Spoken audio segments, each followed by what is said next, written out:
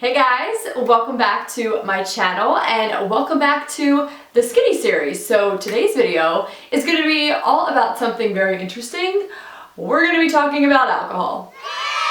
I have had a lot of you guys ask me for the skinny on alcohol and basically just my opinions or tips or whatever that may be. So today we're going to be talking all about it, and I'm basically going to give you A to Z everything you should know basically when it comes to drinking alcohol. If you guys are new to my channel, my name is Becca. I'm a registered dietitian and I have a ton of skinny videos here on my channel. I'm always open to your guys' requests, but go ahead and check out the playlist of all of the skinny videos I've done so you can see all of the food products I've analyzed to date, and of course I will continue to do more because I know you guys love these videos. Now before we even dive into this video, I will just be totally upfront with you guys and say that I am someone who does drink alcohol. I definitely drink it in moderation because that's just what I prefer, but I'm not like against it. That's not what this video is about. If you are someone who does, like to drink socially and enjoy some alcoholic beverages and just maybe want to do it in a healthier way or just learn a little bit more about it so that you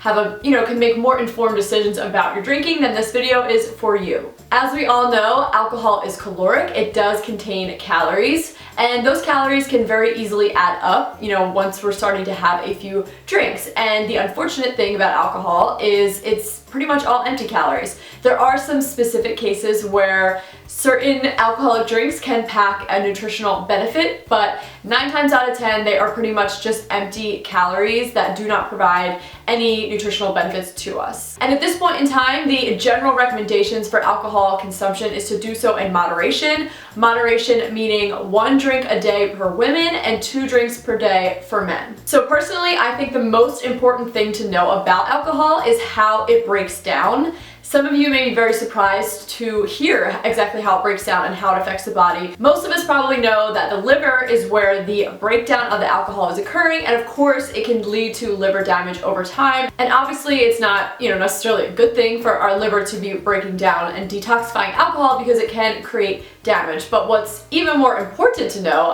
most people know that, but something that most people don't know is the side effects of how it breaks down. So without getting too deep into biochemistry here, I don't want to bore you guys, but basically when we drink alcohol, there are 2 systems in our body, both of which take place in the liver, and there are 2 systems that are set into place to break down alcohol. The very first system comes into play when we have that first drink, and soon after that first drink, our body will reach a certain threshold of alcohol and it switches into the second system. So after you've had about a drink or maybe 2, that second system comes into play.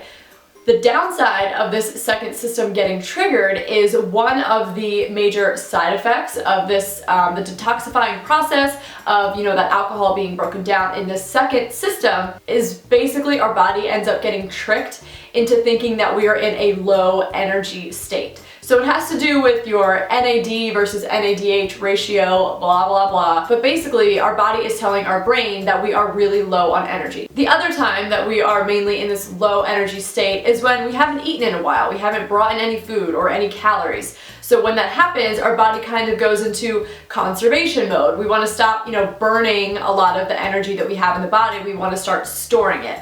And when we store energy, for the most part, it ends up getting stored as fat. So when we're drinking alcohol and we've had a few drinks, we have revved up this second system, we've switched over into using that, our body starts getting tricked into thinking we're in a low energy state, even though we're still sipping and constantly bringing those calories in. So a majority of the calories that we're drinking, even if we are dancing and moving and sweating and no matter what we're doing, even if we're burning energy, a lot of those calories will end up getting stored as fat just because the body is confused and it thinks, we're in low energy state, we gotta conserve. So that is definitely something that's very important, at least I think, to know. I think everyone should be aware of that. But also on top of that, think about, all those times that you drunk ate or will drunk eat in the future. All of those calories you're taking in, whether it's pizza or wings or calzones, we ate those all the time in college when we were drunk, mac and cheese, there are endless options when it comes to drunk eating. We all know that, I'm sure. But a lot of those calories that we're taking in when we are intoxicated are likely going to be stored as fat as well because, again, our body is under the impression that we're in a low energy state and it is all about conserve, conserve, conserve, store that fat. Okay, so now that we know how alcohol is broken down, I'm sure everyone is like shedding a little mini tear out there. I was so sad to learn about this. I actually learned about how this all works while I was in college, and that was like, whew, alright, not gonna go out drinking tonight. But anyway, so moving on, we are going to now just talk about, kind of touch on the different types of alcohol. Generally in these skinny videos, I compare specific products, but this video is just going to be kind of different because there are just so many different types of alcohol out there. So I just want to kind of touch on the main types and then also just give you guys some tips on, if you are going to drink, here's some ways that you can kind of lighten it up a little bit and make it not so calorie rich. So the very first type of alcohol I'm going to be talking about is beer, which is obviously extremely popular. So depending on what kind of beer we're talking about, the calorie amount can really differ or range. So whether it's like a light beer or a heavier beer or all the way up to like a craft beer, the calories can really range. So it's likely anywhere from like 100 calories all the way up to around 200 calories per like a 12-ounce beer. So you obviously want to be mindful when you are drinking beer how quickly those calories can add up, and if you're drinking like a heavier beer or a craft beer, it could be like double the amount of calories of a light beer.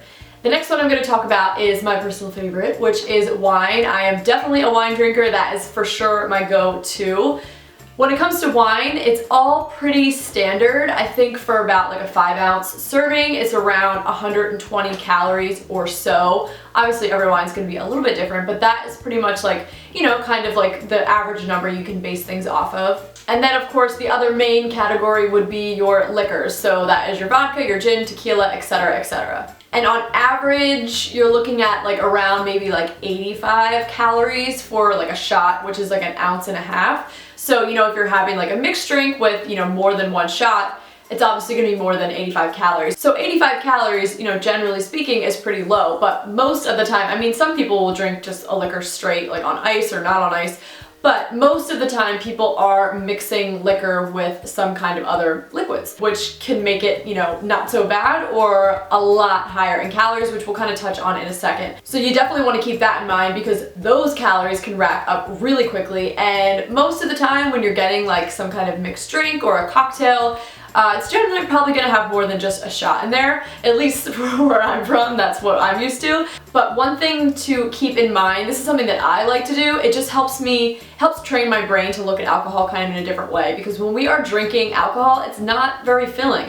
Of course it has calories, but drinking 200 calories of wine is not the same as eating like 200 calories of a candy bar. So if you look at like a Snickers bar, which has I think like 215 calories, once I have like 2 glasses of wine, I'm already over that Snickers bar, which 2 glasses of wine can go down really easy. And if you get in the habit of drinking 2 glasses of wine every night, it's like, oh, it's just a little bit of wine, but would you eat a Snickers bar every night? Probably not. So that's just one way you can kind of use to put everything into perspective, which can be depressing. But it's important. If you want to lead a healthy lifestyle, it's important to think about these things and to really think about the big picture and how everything all fits together. So you may not want to use a Snickers bar, but figure out, what's your favorite candy bar, or maybe not even a candy bar. Like, what is your favorite, like, not so healthy treat, something that you wouldn't, eat all the time. Look up, see how many calories are in it, and use that to kind of see like, oh wow, like it's that many cookies. If I have 3, 4, 5 glasses of wine, it can really put things in perspective. Next, I just want to touch on a few tips that I have as far as making drinking a little more healthy or like maybe just not so detrimental calorie-wise. So if we're talking about beer, obviously light beer would be the lighter calorie version. But I think it depends on the kind of person that you are. If you are someone that really likes light beer and you are good with that, have your light beer, it's lower in calories, and of course, it's still important to watch how many you're drinking because they can add up really quickly. But if you are someone that has no interest in light beer and you are a craft beer connoisseur, you do you, live your life, but it's important to remember that they are much higher in calories. You could have 2 light beers for every craft beer or so. So if you love craft beer, I'm not saying you necessarily have to give it up, but if you want to continue to be a healthy individual and not let drinking get too detrimental as far as your diet goes, then you just have to be more moderate about it. Obviously, just drink less of it. When it comes to wine, again, they're all pretty similar calorie-wise, so it doesn't really necessarily matter what kind of wine you are drinking when it comes to calories or watching your calories, but it's the same situation. You just want to watch how much you're drinking because it can really add up. Think of a candy bar or think of a sweet treat, something that you wouldn't normally have, and try and compare it that way, just so you can have a really good perspective on like how many calories you're actually consuming. When it comes to wine, there are some potential benefits. We all know about red wine and its potential heart health benefits. So what this stems from is red wine is really rich in polyphenols, which basically act as antioxidants in the body, which helps lower our disease risk. And there's also some things that it can potentially do to bring our risk of heart disease down specifically. One of the polyphenols in particular that gets a lot of attention, you may have already heard of, is resveratrol. And again, it has kind of antioxidant properties, but what it specifically has been shown to do with heart health potentially is it can help lower our LDL cholesterol, which is the bad cholesterol. It can also help to reduce risk of blood clots forming, and then also reduce the risk of some kind of arterial injury happening, which is basically like damage within the major blood vessels in our heart. Because one little tiny injury in your artery is what really gets the process started as far as forming plaque in your arteries and potentially clogging them up, which is obviously what we want to avoid. So those are like the proposed benefits specifically for resveratrol, aka drinking red wine. The research isn't 100% solid. There are definitely some studies out there who didn't find any of these benefits with red wine consumption, but I'm pretty sure like where it stands right now is 1 glass of red wine a day can potentially really provide some heart health benefits. But once you get past that 1 glass a day, it's kind of the tipping point. So once you go beyond like that 1 5-ounce serving of the red wine, the benefits of the red wine are now outweighed by the drawbacks of alcohol consumption.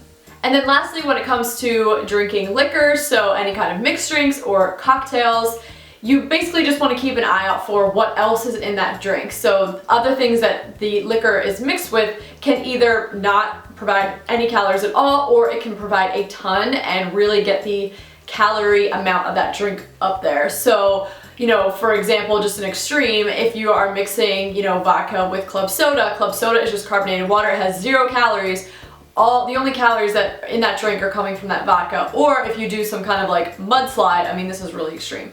Obviously, it's basically kind of like a milkshake, so you're getting a ton of calories. So there are obviously lots and lots and lots of variations of how extreme that can get in between those two extremes. Also, another thing that is really important to recognize, a lot of people don't know this, is tonic is not calorie-free whatsoever. It actually packs a lot of calories, like the same amount of calories in like a light beer. So if you're mixing tonic with vodka or gin, you've got a decent amount of calories in that light drink. Also, tonic has a ton of sugar in it.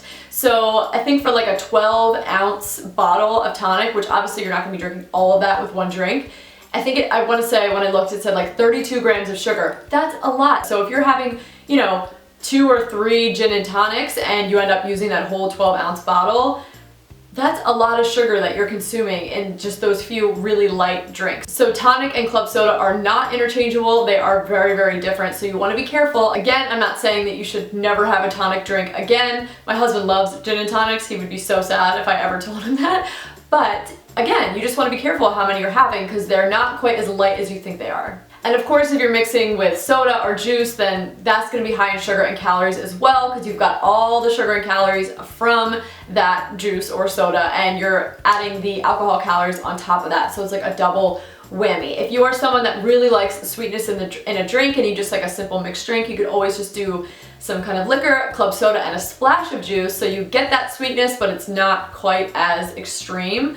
Another thing is if you see drinks on a menu, like I do this all the time with cocktails, and it sounds really good, but the main base of it is like Sprite, and I don't really want all that sugar or all of those calories necessarily. You can always sub it for club soda. Just become friends with the bartender. I'm sure they will have no problem making some tweaks for you. Just make sure to give them a good tip. So that is all I have for this video, guys. I hope that you found it helpful. If you did, please give it a thumbs up because it really helps not only my channel out, but also just more people to find these videos and just to get this information that a lot of people don't necessarily know, and I am all about just spreading education so people can make their own informed decisions. I'm never here to, put my beliefs on you or tell you what you should or should not be eating or drinking. I just want to be a source of information and hopefully a voice of reason so you guys can just make better choices when it comes to leading a healthy lifestyle. If you guys are not following me on Instagram and Snapchat, I would love for you to join me on those platforms. I'm on there pretty much every day and would love to connect with you guys on there as well as here on my YouTube channel. And of course, if you have yet to subscribe to my channel, I would love for you to join my little community here on YouTube. It seriously means so much to me. Thank you guys so much for watching this video. Make sure to check out the rest of my skinny series if you haven't already, and I hope to see you guys in the next one. Bye!